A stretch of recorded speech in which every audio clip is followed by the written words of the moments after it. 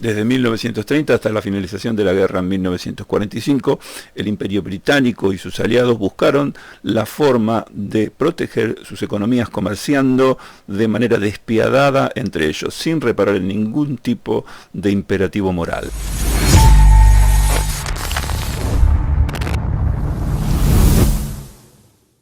Si llegaste hasta acá, sabrás que estamos articulando esta historia desde tres pactos. El Pacto de Ottawa en 1932, el Pacto Roca-Runciman de 1933 y el Pacto de Bretton Woods de 1944. Recapitulemos. En el Pacto de Ottawa se negociaron los siguientes acuerdos comerciales. El principio de preferencia imperial, según los cuales los miembros del Imperio Británico se otorgaban ventajas económicas mutuas. La reducción de tarifas para fomentar el comercio entre ellos.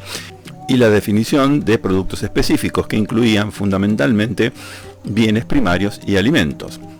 El Pacto Roca-Runciman. Argentina buscaba soluciones para estimular su economía y resolver los problemas comerciales con el Reino Unido. Así fue como terminó comprometiéndose a someter su mercado. El acuerdo se basó en los siguientes puntos: precios preferenciales al mercado británico para garantizar un suministro regular de carne.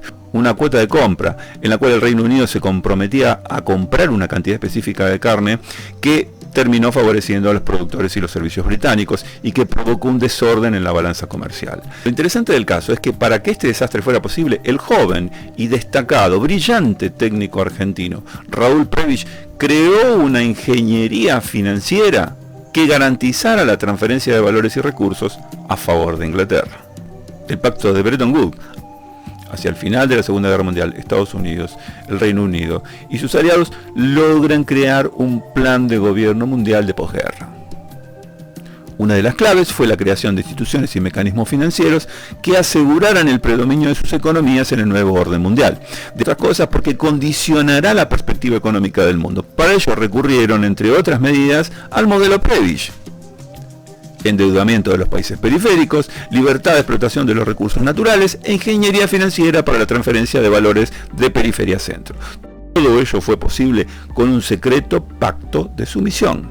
Pero no podía ser tan evidente el sofisticado mecanismo de saqueo. Las sociedades crecían y por lo tanto eran necesarios mejores argumentos para justificarlo.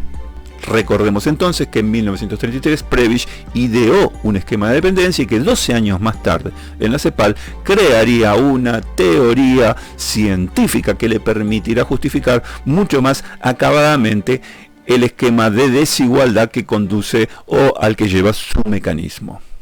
La tesis sostiene que hay una tendencia estructural en la economía global a favor de los países desarrollados, provocado por lo que llama un deterioro sistemático en los términos de intercambio. Eso significa que quienes venden materias primas, en general países colonizados y sojuzgados militarmente en los siglos anteriores, están sometidos a una lógica económica estructural que los relega a estar siempre en un estadio menor de desarrollo. Sus argumentos se organizan de la siguiente manera. Postula un mundo dividido en centro y periferia. El centro está compuesto por los países industrializados, económicamente avanzados y tecnológicamente desarrollados, y la periferia por los países que dependen del centro para su desarrollo económico. La desigualdad global. Los países en desarrollo están atrapados en un sistema que los mantiene en una posición subordinada, condicionados por las necesidades y los intereses de los países desarrollados, de modo tal que la desigualdad se perpetúa. Para el Prebisch de la CEPAL, la dependencia es una característica lógica, estructural y persistente.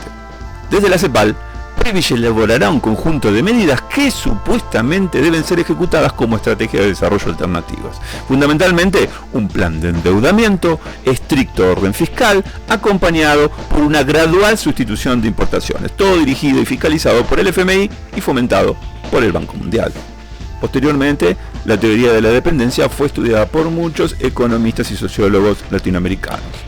Podemos mencionar a Celso Furtado, Teotonio dos Santos, pero fundamentalmente las profundizaciones críticas que realizaron Enrique Cardoso y Enzo Faleto. quienes dejaron en evidencia que el modelo no era exactamente una descripción de una realidad ineludible, sino un método para asegurar el proceso de integración de las economías latinoamericanas al sistema económico capitalista mundial, a su vez un mecanismo de aseguramiento y perpetuación de la dependencia, refutando así la idea de Prebisch de que los países en desarrollo, siguiendo el camino de los países industrializados y desarrollados, podrían en algún momento alcanzar una superación. La teoría de la dependencia entonces no es una descripción de cómo funcionan las economías en los países periféricos, sino una política de sometimiento, en la cual solo las economías centrales se benefician.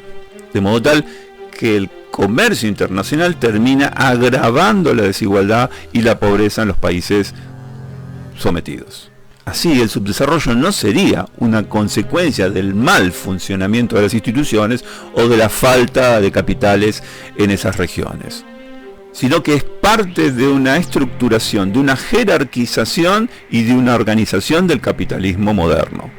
No se trata de lógicas económicas, por eso los estudios decoloniales se esfuerzan en estudiar cómo funcionan las categorías mentales, psicológicas y los argumentos filosóficos que hacen posible la producción de colonialidad de parte de sociedades que responden con absoluta fidelidad a las políticas colonizadoras. En fin, dejamos flotando esta pregunta. ¿Por qué las sociedades políticas latinoamericanas crean permanentemente condiciones de entrega de sus recursos y valores a las naciones colonizadoras? Solo el estudio de la colonialidad podría darnos alguna respuesta. Sigo con mi lectura.